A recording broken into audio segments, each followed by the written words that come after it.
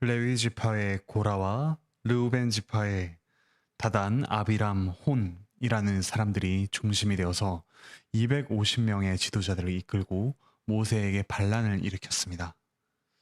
그러면서 이렇게 이야기했습니다. 당신들은 분수에 지납니다. 왜냐하면 모든 회중이 거룩하고 그들 가운데 여호와께서 계시는데 당신들은 왜 여호와의 교회 위에 스스로를 높입니까?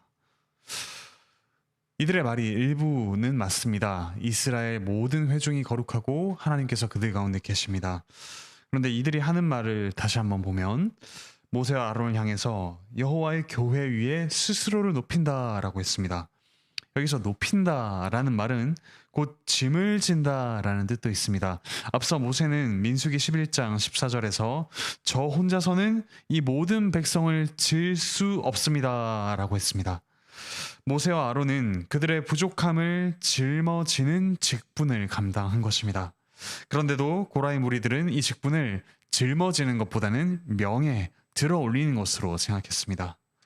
레위 자손은 성전에서 아론과 그의 후손인 제사장을 돕는 직분을 감당했습니다. 그런데 레위 자손인 고라는 거기에 만족하지 않고 제사장처럼 성전에서 성막에서 제사 드리는 일을 직접 하고 싶은 욕심이 생겼습니다. 이렇게 고라를 중심으로 반란이 일어나자 4절에서 모세는 어떻게 합니까? 엎드러집니다. 백성 위에 자기를 높이는 것이 아니라 엎드러지고 넘어집니다. 도전하는 무리와 말로 싸워서 얼마든지 이길 수 있었겠지만 하나님께 기도함으로 대처했습니다. 이 직분자는 백성 위에서 군림하는 자가 아니라 그들의 짐을 지고 가야 하기 때문에 겸손히 엎드리는 모습을 볼 수 있습니다. 이 성령님의 지시를 따라서 모세가 5절부터 7절에서 지시한 대로 일이 이루어집니다. 250명 각각 모두 향로를 가지고 그리고 그 향로에 불을 담아 불 위에 향을 가지고 오라고 합니다. 아론 역시 성소의 향로를 가지고 옵니다. 이처럼 향을 피우는 것은 원래 제사장만이 할 수 있는 일이었습니다. 제사장이 아닌 다른 이가 이것을 만지기만 하더라도 죽는다고 하셨죠. 아론이나 고라와 반란한 사람들 중 하나님이 택하신 바로 그 사람만이 이 향로를 다루며 살아남게 될 것입니다. 레위인들이 원래 하던 일은 성소의 물건을 운반하며 또 보통 사람들이 성소에 가까이 오지 못하도록 성소를 지키는 것이었습니다. 하나님께서 이 일을 하도록 직분과 은사를 레위인들에게 주셨습니다. 거기에 감사해야 했죠. 그들은 자기 일을 하면서 하나님과 가까이 지낼 수 있었습니다. 하나님과 친교를 나누고 가까이 임재하신 하나님을 볼 수 있었습니다. 제사장이 바르게 제사를 드리고 예배를 인도하는 그 예배 공동체에서 하나님께 가까이 하는 복이 그들에게도 있었습니다. 그런데도 아론의 제사장 직분을 자기들에게 달라라고 하며 요구했습니다. 제사장을 시기하고 원망할 뿐만 아니라 모세까지도 시기합니다. 자기를 높이려는 야망 때문입니다.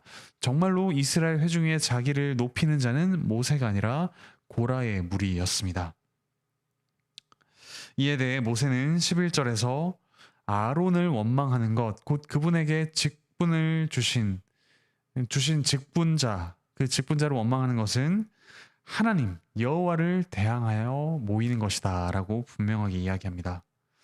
이후에 고린도전서 12장 27절부터 28절을 보시면 하나님께서 교회 안에 목사, 장로, 집사 등의 다양한 은사를 주셨다고 합니다.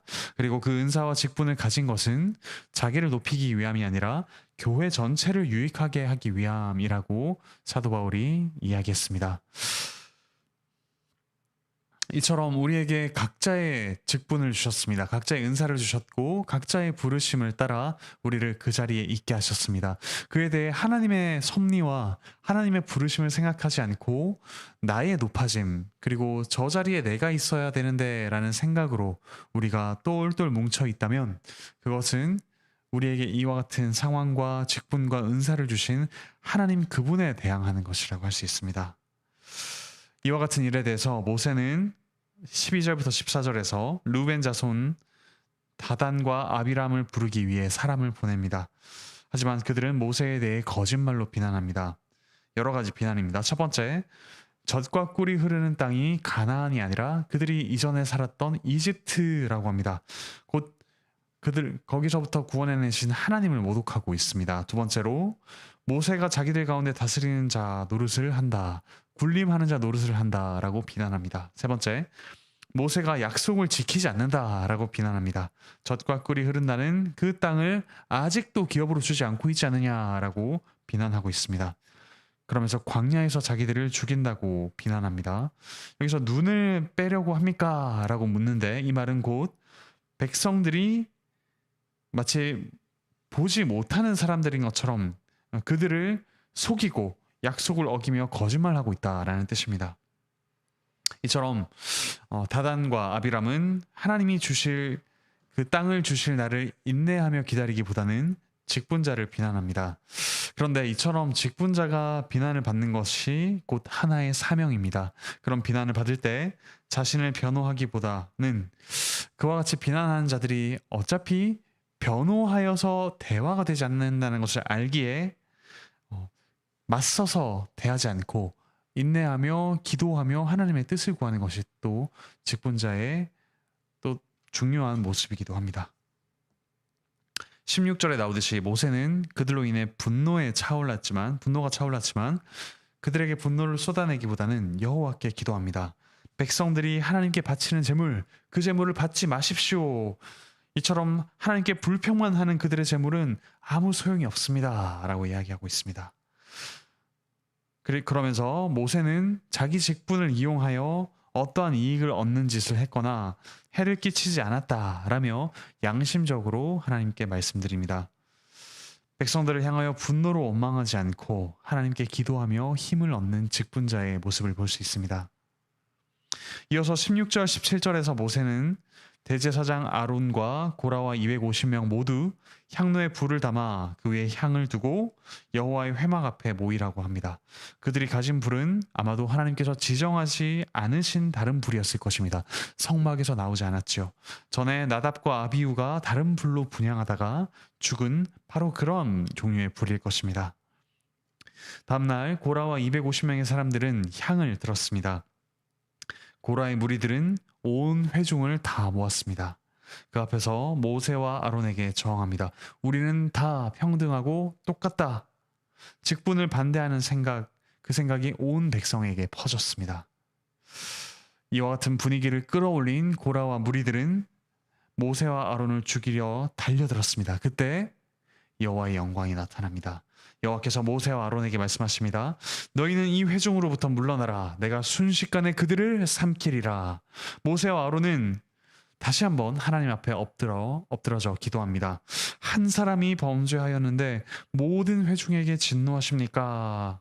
고라의 죄 때문에 모든 백성을 멸망시켜서는 안 된다는 뜻입니다. 또 한 가지 직분자의 참된 모습을 볼 수 있습니다. 자기를 반대하는 일에 가담한 이들의 죄를 용서해주고 살려주시도록 하나님께 기도합니다. 그 말을 들은 여호와께서 모든 회중을 살려주시고 용서해 주십니다. 그러면서 이렇게 또 대답하십니다. 회중에게 말하여 이르기를 고라와 다단과 아비람의 천막 주위로부터 떠나라. 이렇게 이야기하라. 이렇게 심판 선언을 모세가 들은 후에 모세는 장로 70명과 함께 이제는 다단과 아비람에게 직접 찾아갑니다. 백성들에게 고라와 다단과 아비람 등 이 반란자들의 가족이 천막 치고 있는 그 주변을 떠나라고 이야기합니다. 다단과 아비람은 자기 가족과 함께 그들의 천막 앞에 섰습니다. 그리고 모세가 29절부터 30절에서 이렇게 이야기합니다. 만약 모든 사람의 죽음처럼 이 사람들이 죽고 또 모든 사람들의 징벌이 그들 위에 징벌로 온다면 여호와께서는 나를 보내신 것이 아닙니다. 그런데 만약 토지가 그것의 입을 열어 이 사람들과 그들에게 속한 모든 것을 삼켜서 그들이 살아있는 채로 음부로 내려간다면 이 사람들이 여호와를 멸시한 것임을 여러분들이 알 것입니다. 그리고 이 말을 마치자마자 땅이 입을 벌렸습니다. 고라, 다단, 아비람 등 주동자와 그들의 가족을 삼켜버렸습니다. 향로를 들고 회막 앞에 서 있던 250명 역시 회막 안 여호와께로부터 불이 나와서 그들을 태워 죽였습니다. 이처럼 모세와 아론 개인의 명예는 하나님께서 인정해 주심으로써 회복되었습니다. 그로 인해서 이들은 직접 백성들에게 보복하지 않았습니다. 하지만 그의 직분의 권위와 여호와의 명예를 세우기 위해 하나님께서 직접 나서서 징벌하셨습니다. 여호와께서 모세를 통해 아론의 아들 제사장 엘르아살에게 명령하셨습니다. 아직 불타고 있는 이 향로를 다 거두어서 그 재는 단에다가 쏟고 그리고 다 모으라고 합니다. 비록 이 불법적인 향로를 들고 있던 이들은 악했지만 그들이 여호와 앞에 그것을 드렸기 때문에 거룩하다라고 선언하십니다. 그리고 그것을 녹여서 제단을 감싸도록 하십니다. 이스라엘 백성에게 앞으로 이것을 표와 기념으로 삼으라고 하십니다. 곧 아론 자손이 아닌 사람은 하나님 앞에 분향하러 오면 안 된다라는 것을 눈으로 보여주는 표와 기념입니다. 지금도 사람들이 악한 일을 행할 때 그 사람은 악하지만 그것이 하나님께 바쳐진 것이라면 하나님께서 거룩하게 여기기도 하십니다. 로마 카톨릭에서 세례를 받은 이에게 또 세례를 주지 않는 것이 그 예라고 할 수 있습니다. 41절부터 42절을 보십시오. 반역자들의 죽음을 본 이스라엘 백성이 두려워합니다. 하지만 다시 모세와 아론을 원망합니다. 너희가 여호와의 백성을 죽였다라고 하죠. 그들은 폭동을 일으켜서 모세와 아론을 다시 쳐 죽이려고 달려들었습니다. 그때 모세와 아론은 회막을 향하여 눈을 돌렸습니다. 유일한 방패, 피난처는 여호와 하나님을 바라보는 것이었기 때문이죠. 그때 여호와의 영광이 다시 회막에 나타납니다. 여호와께서 지난번 고라 무리를 심판하실 때와 같은 말을 하십니다. 너희는 이 회중에서 떠나라. 내가 순식간에 그들을 멸하려 하노라. 그런데 이번에도 두 사람은 여호와께 엎드려서 백성을 용서해 주시도록 중보기도 합니다. 모세가 아론에게 이렇게 이야기하죠. 향로의 향불을 피우며 급히 백성에게 가서 그들을 위하여 속죄하십시오. 전염병이 시작되었습니다. 그 말을 듣고 아론이 산자와 죽은 자 사이에 섰다고 합니다. 산자와 죽은 자, 즉 죽은 자를 덮치는 그 전염병이 더 이상 산자에게 다가가지 못하도록 막아선 것입니다. 전염병이 그칩니다. 하지만 이 일로 인해서 14,700명이 죽습니다. 앞서 이 고라의 반란으로 인해 죽은 사람은 250여 명이었습니다. 그런데 그 후속으로 이 놀라운 일을 보고도 모세와 아론, 나아가 하나님을 원망하던 이들은 14,700명이나 죽었습니다. 하지만 하나님께서는 더 이상 이 죽음이 퍼지지 않도록 이 속죄 제사와 같은 복잡한 제사가 아니라 이 시급한 일을 해결하도록 향로를 통해서 제사를 드리는 아주 간략한 방법을 은혜로 베푸시기도 하셨습니다. 사랑하는 형제자매 여러분, 오늘 말씀을 통해서 우리는 어떤 교훈을 얻을 수 있습니까? 하나님께서 우리에게 이 직분, 가족에서의 위치, 그리고 교회에서 주신 직분, 또한 우리가 감당해야 할 일을 주셨음을 우리가 기억해야 할 것입니다. 그것을 가지고 누가 더 높다, 낮다를 판단하기 위해서 우리에게 그와 같은 다양한 직분을 주지 않으셨습니다. 오직 우리가 있는 바로 그 자리에서 하나님 주신 은사를 발휘할 때 하나님의 교회가 더욱더 튼튼해지고 풍성해진다라는 사실을 경험하도록 하나님께서 우리에게 각자의 직분과 은사를 주셨습니다. 그러므로 각자 받은 은사대로 또 남의 어떤 직분을 탐하며 시기하며 비교하지 말고 그 은사를 가지고 직분을 가지고 섬깁시다. 그때 하나님께서 우리를 통해 든든하게 교회를 세워가시는 것을 우리가 함께 목격할 수 있을 것입니다. 또한 직분자의 태도는 어떠합니까? 직분자를 괴롭게 하는 이들을 직접적으로 맞서서 말싸움에서 이기려고 하지 않습니다. 오히려 그들의 죄를 사하여 주십시오라고 하나님께 용서를 구하며 또한 올바른 훈계를 합니다. 하지만 결코 폭력적이거나 위압적이지 않습니다. 하나님께서 주신 그 권위와 말씀을 옳게 전하여 가르치고 권면합니다. 그리고 한 사람의 죄로 인하여 많은 사람이 죽는 것이 옳지 않다는 것을 하나님께 아뢰었지요. 이처럼 참 직분자, 참 제사장으로 오신 예수 그리스도께서는 모든 사람의 죄로 인하여 그분 홀로 십자가에서 하나님의 저주를 받아 죽으셨습니다. 그분으로 인하여 우리는 참된 직분자로서의 일을 감당할 수 있습니다. 우리가 다른 이들의 죄에 관여하지 않고 또 맞대어 욕하지 않으며 오히려 지혜와 또 말씀으로 권면하고 그들을 위해 기도하는 것, 그것이 우리가 각자 맡은 직분, 그 직분을 수행하는 방식일 것입니다. 그리스도 안에서 우리가 그처럼 용납받았듯이 우리 또한 서로를 용납하며 함께 교회를 세워가면 놀라운 일이 또한 발생할 것입니다. 사랑하는 형제자매 여러분, 이처럼 하나님께서 주신 직분을 감사히 여기며 또한 사랑과 인내와 지혜로 이 직분을 감당해가는 우리 모든 형제자매 되시기를 바라고 축복합니다. 기도합시다. 하늘에 계신 우리 아버지 하나님, 말씀을 통해 저희에게 교회란 무엇인가, 또한 직분자란 어떤 자인가, 또한 우리가 받은 은사와 직분을 가지고 어떻게 살아야 하는가를 알려주시니 감사드립니다. 저희에게 주신 이 직분과 은사를 저희가 감사히 받게 하시고 또한 지혜와 인내와 사랑으로 이 직분을 잘 감당할 수 있도록 주께서 은혜 베풀어 주시옵소서. 가정과 직장과 학교에서 직분자로서 살아가길 원합니다.